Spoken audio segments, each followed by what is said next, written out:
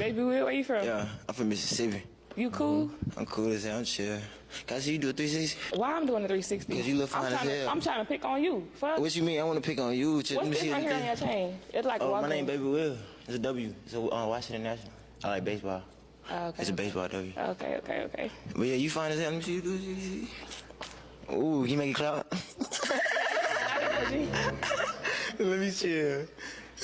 He's tweaking. I'm tweaking. How? You tweaking? You fine as hell. You don't fuck with me. Huh? Because I told you to do a 360 on tweaking? No, it was the lab. I mean, what's this right here? Oh, I got some on my mom. Yeah, it's like white. My bad. I probably didn't look at my lip. I ain't got no Carmax on. My bad. You need some? Yeah, you got some Carmax? I got some lip You gloss. fuck with me. You pay for real. Come on. Huh? Why you bagging up? He's bugging. Why she fucking with me like that? She said, ooh, some of your mouth. Because you tweak. Hey, that's the clip of the year. That's the clip of the year right there. Yes. Black Suburban Dad reviews back with another video, back with another episode, and definitely ready to rock and roll. Okay, and today, that's the clip of the year. I don't know if anything can beat that clip. The guy was so creepy. The girl was so afraid. It's just, man, guys, never put yourself in that situation. Never be that dude. But anyway, today I wanted to talk about just being authentic. Can you tell the difference between authentic and what's not authentic? And it's going to lead me into my two videos that I want to play, okay? And the two videos are the difference between the Kevin Samuels 911 call and the Rich Homie Quan 911 call. Now, I don't know, it's been a while since Kevin Samuel passed, it's been a while. That's no shame. I just played the clip. It's been a while. Respect to Kevin Samuels, man. He brought that whole red pill community. He brought the whole red pill community out into the forefront. He gave guys the knowledge that they needed to maybe get out of their situations. And, he just enlightened people, I think. He brought a lot of stuff to the forefront that people knew were there, but they just didn't really want to address it with each other. So, shout out to Kevin Samuels. That's no slight. No slight towards Kevin Samuels. But I did want to talk about the difference between the Kevin Samuels 911 call and the Rich Homie Quan 911 call. Now, I don't know if you guys have heard these 911 calls, but there is a stark difference between the girls, and there is two women making both of these calls. There's a slight difference in between the tone, the authenticity. Did they really care? Did they not care?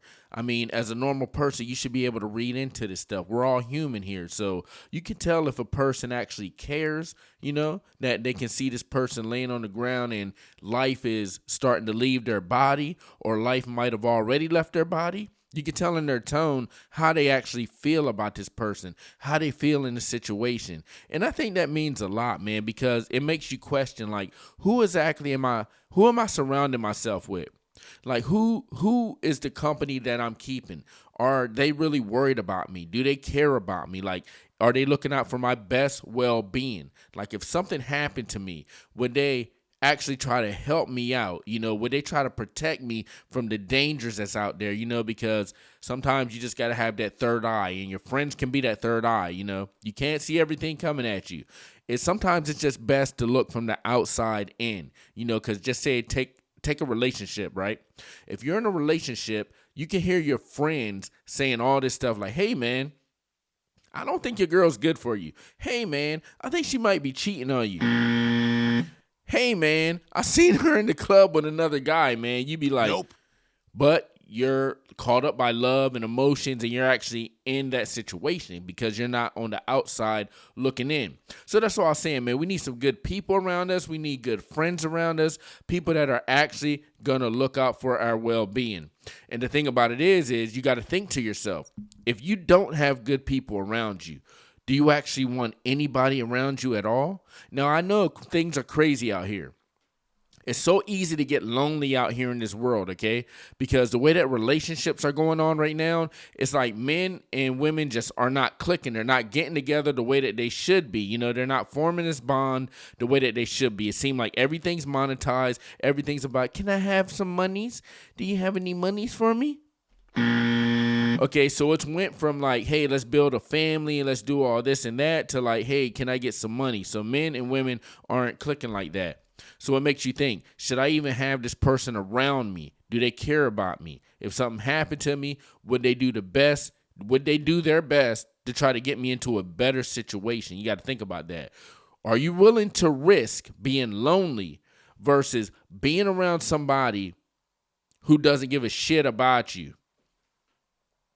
That's what you got to think about. Are you built for that? Are you built for that? Are you ready for that life, huh? Now, I got to put a video out there sometime about like how a single man and how a single woman should live the life out here, okay?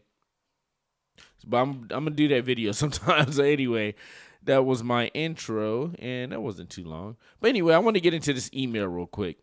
And it will be interesting when I play these two videos too. But yeah, I seen this, and I just wanted to pull it up. And is this my one about, it's about sugar daddy and sugar baby. Now, this is all the rage right now. For some reason, I can't get this to blow up. This is definitely all the rage right now. People are like, sugar this, sugar that, you know. Everybody wants to be into a sugar relationship, but they don't even really know what it's about. Or do they, you know? So anyway, the email goes like this, okay? It's titled, "Is it possible to fall truly in love in a sugar arrangement?" I guess I'll have my thoughts about this. And like always, I don't read these emails. I pull them up, I look at the title, and I go with it. Okay, I've been thinking about something lately and wanted to get some input from others in the sugar lifestyle. With the nature of an arrangement being transactional to some extent, can genuine, deep love truly blossom?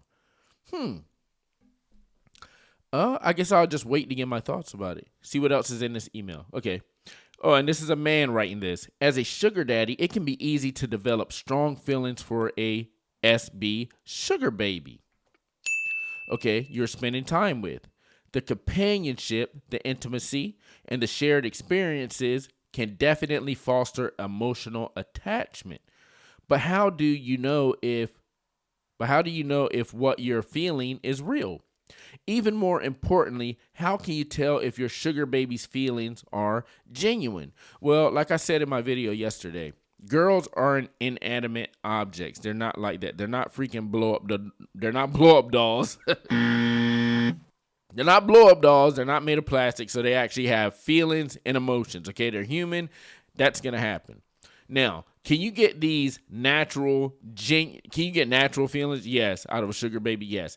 Can you get genuine love and companionship and she's actually going to care about your well-being? I don't know about that one. Because if you think about it, right? Just think about the sugar baby to sugar daddy relationship, okay? If you don't know what it is, I'll just give you a quick rundown of pretty much what it is, okay? Sugar baby. Decent to pretty looking girl. I don't know. Some guys out there, they be struggling. They can have a pog or, a big chick, a dinosaur, a humpback whale or something like that. Anyway, girl, okay, is a sugar baby.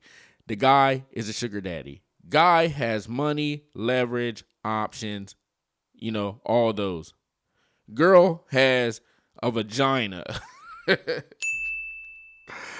Okay, guy likes girl, so he's going to give her either money or take her on dinner dates and, maybe take her shopping, stuff like that to get access to her vag, okay? But this is without attachment, okay? That's pretty much what it is. In a nutshell, that's pretty much what a sugar baby, sugar daddy relationship is, okay? And girls are out here, they're wanting to do this, okay? They're wanting to do this, not only wanting to do this, they're wanting to do this at younger ages now, okay? It's never been like this before, but now it's all the rage. Girls want to do it. They want monies. Now, can you get a genuine affection and genuine love and emotions from that? I don't know. I don't know about that because if you think about it, sugar daddy has money, options. He's got some kind of leverage over this girl, okay? Sugar daddy could be driving a Nissan GTR and the sugar baby could be driving a Nissan Altima. Okay, there's a stark difference. Now, just say if you switch reverse, not even role reverse. Just say if the sugar daddy lost his GTR, it came down to her level. Now he's driving a Nissan Altima along with her. They're driving matching cars now.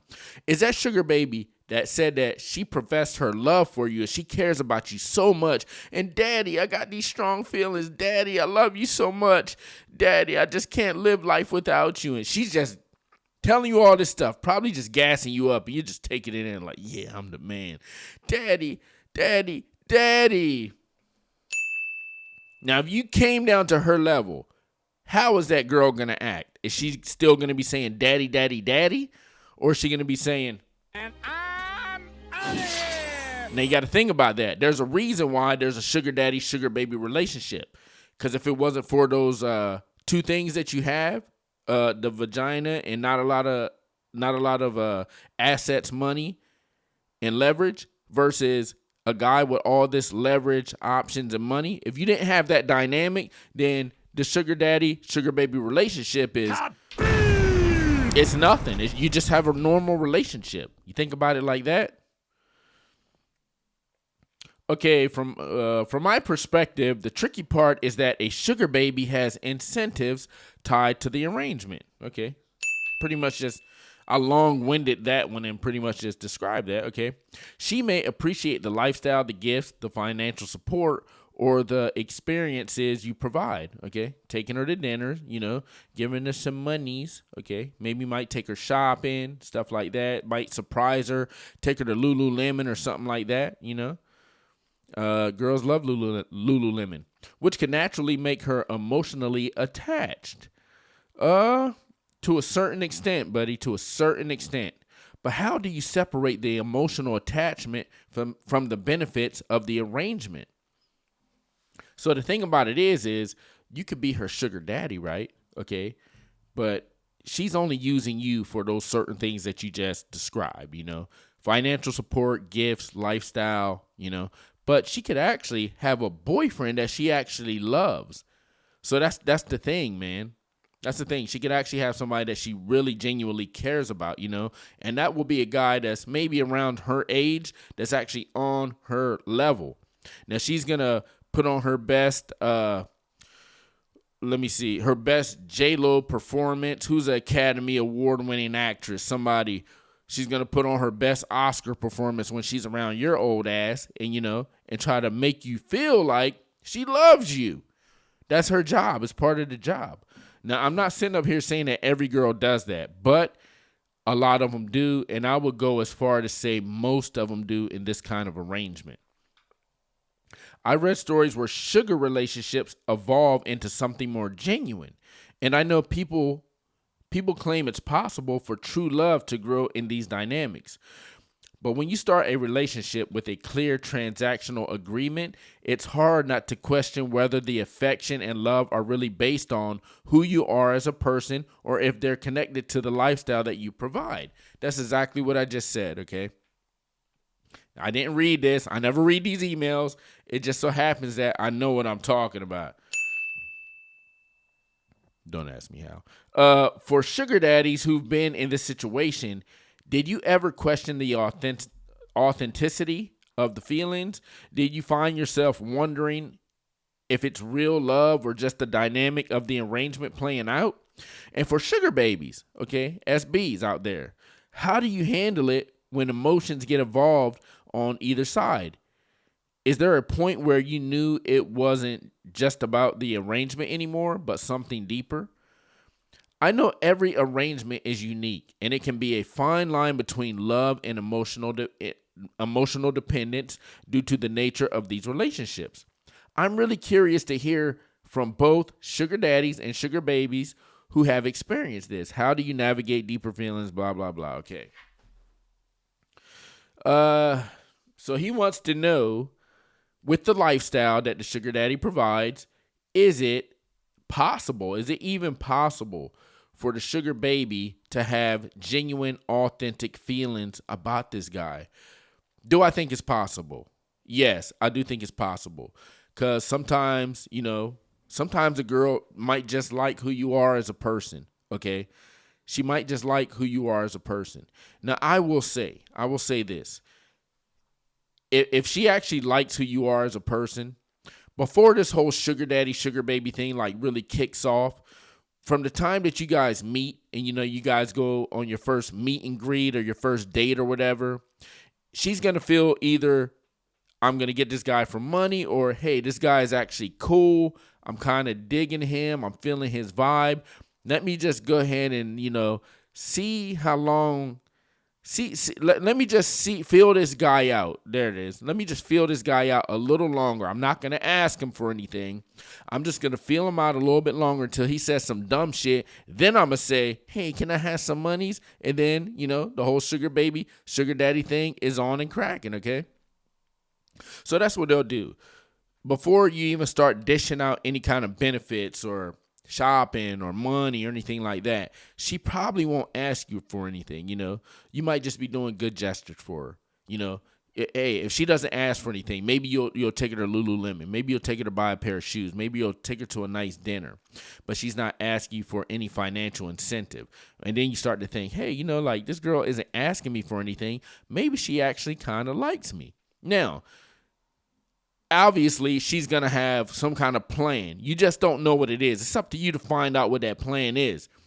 They always got a plan, okay? You got to find out, hey, is she just trying to play the long game, like just seeing how much money I got, or is she trying to like run up the bill and then try to hit me with this big bill at the end, like, hey, daddy, you owe me $8,000.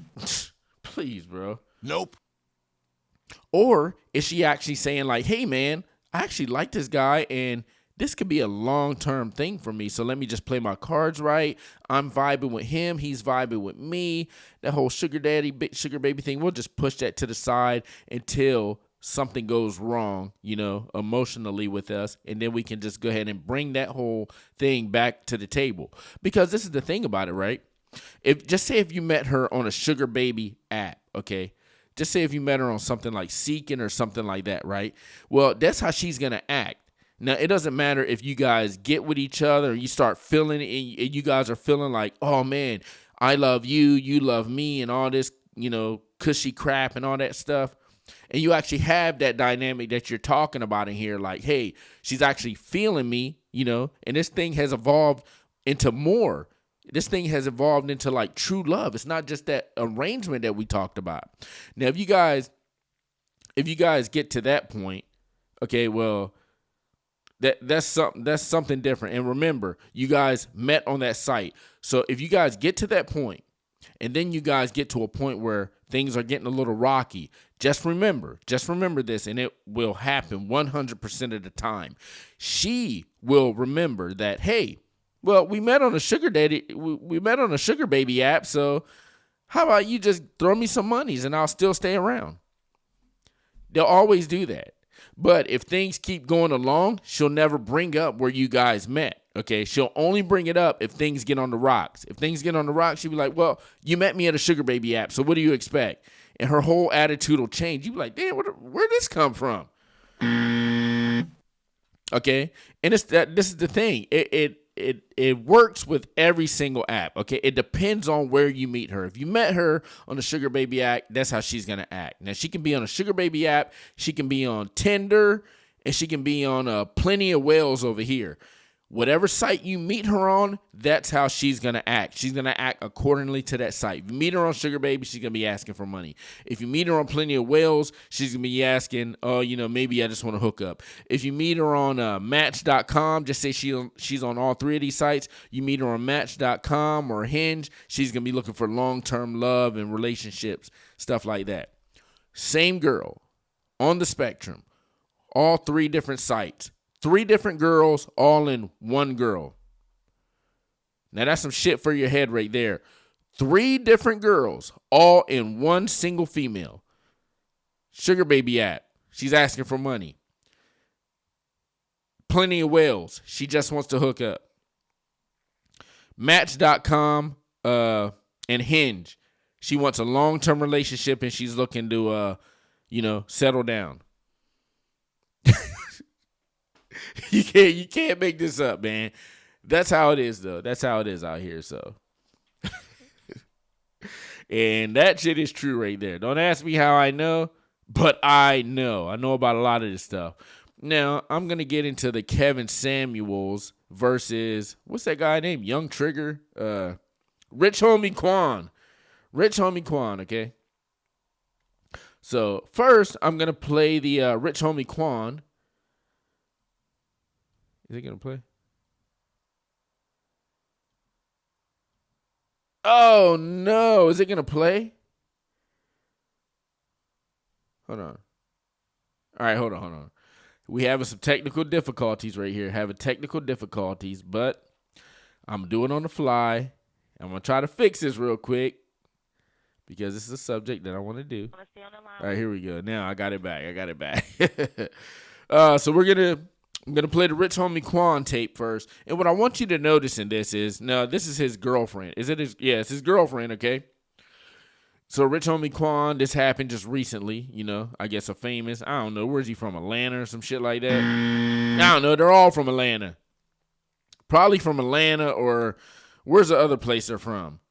That one, I don't know, he's probably Southern. He looked like a Southern dude. He looked like he's straight out the cornfields, all right? And I'm not, look at his nails. He got dirty nails. He been playing with dirt.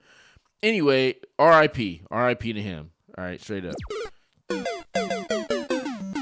All right, no slight to him. I'm saying R.I.P.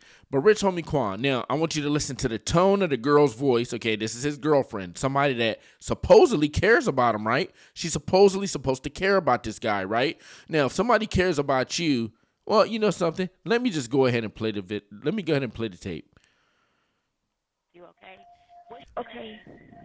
Amber 911, operator 7214. Fair use. What is the location of your emergency? All right, need police, fire, or ambulance? I need an ambulance. Tell me exactly what happened. My boyfriend, he's been asleep on the couch since this morning. Well, he never came to bed last night. Sleep on the couch. I left him on the couch before I took my son to school this morning, put a blanket over him. And now I just checked on him again because he never got up. I don't feel a heartbeat. I don't see him breathing. And you said, hold on, you said on the couch, and what happened? I said I put a cover over him because it gets a little cool, and he's in the living room. Now, I'm going to say something, okay? I got to jump in here real quick. Fair use, because I got to do my interjection, okay? I can't just play the whole thing out. But one thing I noticed, and I will say this straight up, I haven't listened to this whole thing. I have not listened to it. I just know it's the 911 recording. I started listening to it. I think I gave it about 20 seconds, and I was like, all right, whatever. I'll use it. I'll use the footage. What I did notice is the tone of the girl's voice, okay? Now, what she just said is she said she took her daughter or her kid to school. All right, she put a blanket over him and just bounced. She was like, I'm out of here. And then I guess she came back and, she found out, hey, this dude ain't, he's limp. He ain't breathing. It's... Now, one thing I will say, like, even when I was in my relationship, even when I was in my marriage, right, and just say things were, something, that's a bad description. I'll put it like this. When I was in my marriage and things were actually going good, right, my wife, she wouldn't even let me sleep on the couch at all. Maybe one time, and we were together for a while. Maybe one time I slept on the couch. I give it about 5 times, and this was over years, okay? 10-year span, just about 10 years, okay? A couple times I slept on the couch. She would not let me sleep on the couch. It was always like, hey, Will, come up to the bedroom, So if this girl, if she's saying that she dropped her kid off, she went down there, she looked at dude, she was like, I just throw a blanket over his cold ass, and then I'm out of here. I'll come back and I'll check on him. That just don't seem right to me. I'm thinking, just by hearing that, maybe she knew that this guy was not alive when she left the house. Maybe, just maybe. Living room, and now I just checked on him because I see he never got up, and I don't see him breathing. I don't feel a heartbeat or anything, and I turned him over. I see he kind of foamed at the mouth. I'm sorry. Are you saying he's not? Okay, so this is suspect. I told you I've never heard this call. Now, she said that he's foaming at the mouth, right? If he's foaming at the mouth, did he start foaming at the mouth in between the time that you left the house, took the kid to school, and came back? Which I'm thinking is you guys are living in a rich neighborhood, okay? His name is Rich Homie Quan, right? If he ain't rich, then come on, brother. So the school probably not too far away. You're not driving too far to take this kid to school. So I'll give you about a good half hour, okay? 45 minutes tops, okay? You're there and back. Homie's foaming at the mouth. Okay, well, if you said that he never came to bed, okay? So this whole thing started in the nighttime or early in the morning time before you even got up, okay? You probably even knew that he was sleeping out there, okay? Because girls, they're not going to just be like sleeping and be like, oh, I wonder where he is. They're going to be checking for you. They're going to be waiting. Now, they're going to hear when you come in the house. They're going to act like they're asleep, but they actually hear it because a secret, girls don't sleep that much, okay? They really don't. So she probably heard when he came in, just say he stumbled in at around 3 o'clock in the morning. So he's sleeping on the couch, all right? Now, is he foaming at the mouth in between the time he crashed on the couch and you, like, first time you had an interaction with him before you took the kid to school? Is he not foaming at the mouth in between those hours, okay? And then you took the kid, oh my God. Took the kid to school. That was kind of a tongue twister. Took the kid to school, came back, and then he's foaming. I'm kind of wondering, was he foaming before you took the kid to school? You took the kid to school anyway to keep the kid away from that situation because you knew what had happened, and that also gave you time to process it. And then you came back and you made the 911 call. I'm just wondering. Not breathing. Is that correct? I'm not hearing you. Yes, yes. Okay, ma'am. If there's Yes. a defibrillator available, send someone to get it now and tell me when you. Wait, did the 911, did she just say is there a defibrillator? Who the hell has a defibrillator on him? Are you serious? Jesus Christ, man, we got to get better standards for our 911 operators. But just keep listening to the tone, okay? The tone is saying that there's not an emergency. Yeah, he gone. But don't just get here when you get here, okay? He's slumped on the couch. Yeah, he's just a meat sack on the couch. Get here when you get here. He gone already, okay? I know it. Y'all just don't know it. So there's like no panic in her voice. Now I'm hoping if I was with a girl, okay, and she found me on the couch like that, I would be hoping that she actually crashed out and had a heart attack and died right next to me because of shock. Like she's, oh my God, I cannot believe this guy is gone. And she like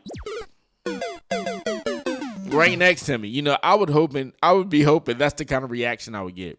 If I got this kind of reaction, it's not somber. It's just kind of like she's talking to the 911 operator like like she just stepped on a cat and the leg got broken or something like that. Like it's not like a human just passed away.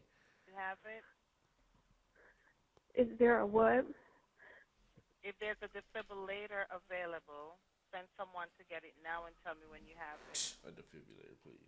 I'm not sure what that is. Okay, I'm sending the paramedics to help you now. Stay on the line and I'll tell you exactly what to do next. Bitch, please. Okay. I need to know about how old he is. He's 34. Damn, 34. There's no panic in this girl's voice. By him now? Yes. Okay, please put your phone on speaker so your hands are free to help. Can I add his dad to the call? He's trying to call me back because I called him first before I called you. Okay, so we need to help. What? We need to help your boyfriend now. She called the Okay, dad listen for. Carefully, lay him flat on his back on the floor and remove anything Nope. under his head. He is not waking up. Quick. Ma'am? Yes. I think she knew he was gone before she You left. gotta get him to the floor. Lay him flat on his back on the floor and remove anything under his head. Flat on his back on the floor. Yes, ma'am. There's no panic in her voice. There's no care. There's no care. There's no concern. I think she's thinking about, oh my God, I'm gonna get some monies. Now I'm gonna get some monies, and I ain't got to deal with his ass because he. Were you able to get it to the floor? Yes, he's not. His heart not beating or anything. I'm going to stay on the line with you, okay? No, look, I think the reason that she's actually getting emotional right there, and that was the end of the call. I think the reason why she got emotional because she actually came face to face, and she's actually touching a deleted body. You know, a body that has no life in it. Now, that can be traumatizing to any kind of normie person, okay? So I think that's why she actually started to get emotional at the end. She's like, oh, my God, like, I'm actually touching this guy, and there's no life there. But before that, there was no concern, anything like that. It's almost like she just didn't even care. It's like she was talking about her boyfriend like she just seen a bum on the street that was in the same situation, and she was calling 911. Now you can hear like a little bit of shudder in her voice, but you know, baby girl, I'm gonna need a little bit more than that. I'm gonna need dramatics. I'm gonna need you backflipping. You know, like how those you know how black people be doing when they be, oh my God, oh my baby. Oh, my baby. I'm gonna need all that shit and then some, okay? I ain't see none of that. Now, we're going to go to the Kevin Samuels, okay? We're going to go to the Kevin Samuels 911 call, and let's see if we can detect the difference, okay, in the concern, okay, and in how much this person thought it was an emergency, okay? Versus like, you know, it's just a slab of meat laying down there. House, apartment, or a business? It's an apartment. Please, it's the resident. What's the apartment number? I don't know. He just asked for Kevin Samuels. It's up. Fair use. I'm not sure what it is, but just he's not breathing. I'm trying to give him CPR. He's breathing now, but I think he has a regular rhythm. Please. She cute hurry. too. I'm a nurse, but I'm trying to give him CPR. Yes, ma'am, thank you. We need to know exactly what apartment number to go to. I don't know, but it's the front desk. Is he awake? No, he has an irregular rhythm. I can feel it. He's breathing in and out, but he has an irregular rhythm. It's probably his heart. Hurry, he's turning blue. I'm 7910. Okay, now there's a lot of concern in her voice. There's a lot of like she's not comfortable with the situation. It's Kevin Samuels. Like, I was just with this guy, you know. We were just talking last night, or probably just a couple minutes ago. We were just talking, and now he's laying down here and he's losing his life in front of me. I'm concerned. I'm worried. Okay. I'm panicking. I'm a nurse, and I'm panicking so much that I can't even perform CPR right, okay? Now, there's a lot of there's a lot of concern in her voice compared to the young Dro or whatever. What's that guy's name? I can't even remember the dude's name. I literally was just talking about, I can't even remember his name. Whatever his name was. Like, I'm sorry. Shit. It's not funny. Rich Homie Quan. Rich Homie Quan, okay? I remembered his name. Okay, so her voice compared to Rich Homie Quan's girlfriend, there's a lot different, okay? And Rich Homie Quan's girl, that was actually a girlfriend. I think this was just a girl that Kevin Samuels was seeing, you know, off and on. There was no title to it. She wasn't living with him, but still, you know, like they were sexually intimate and everything. But still, there's just, you notice the stark difference, man. And yeah, I know that people want to say like, hey, there's a conspiracy out there that maybe this girl was one of the causes of Kevin Samuels not being alive and being in that situation in the first place. Maybe there's something there that she slipped him that was undetected because she's a nurse. And, you know, there's all these kind of conspiracy theories out there. Now, am I ready to just throw that stuff out? Hell to the no, okay? I can't do that. Am I going to talk about that on this video? No, but I just wanted to let that know. I just wanted to put that out there that is out there, okay? People are talking about it. Now, I don't think they found anything like that in the autopsy report, but like I said, they were talking about, hey, she's a nurse.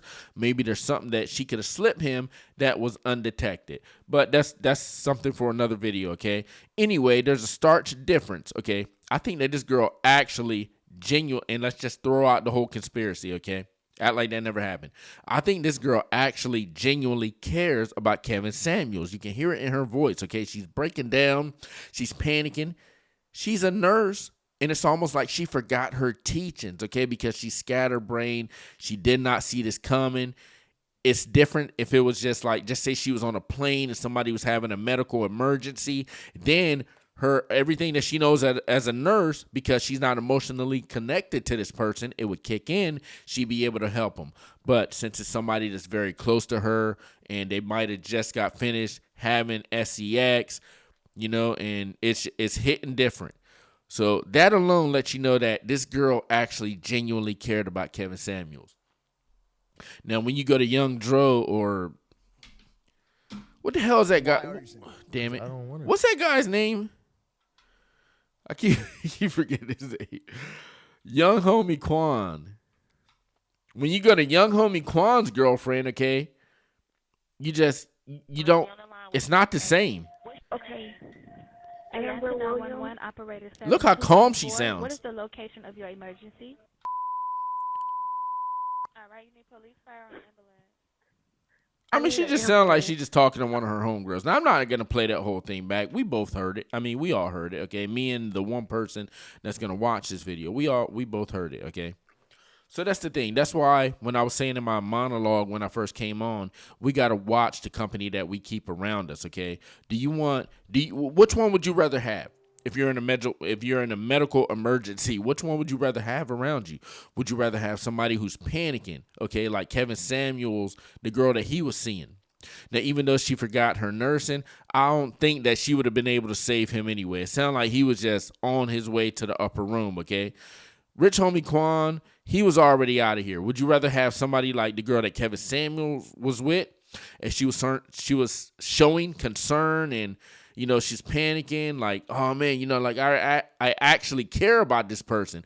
Or would you have somebody like Rich Homie Quan's girlfriend who just sounds like she really doesn't even care that much? Like, oh man, come get this meat slab,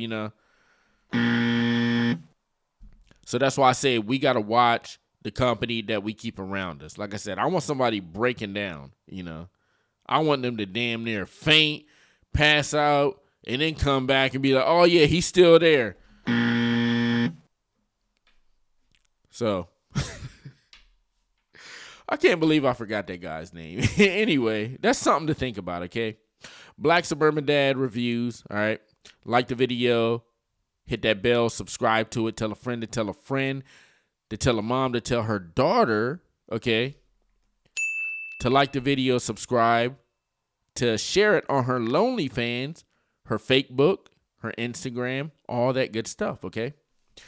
Black Suburban Dad reviews. I'm out.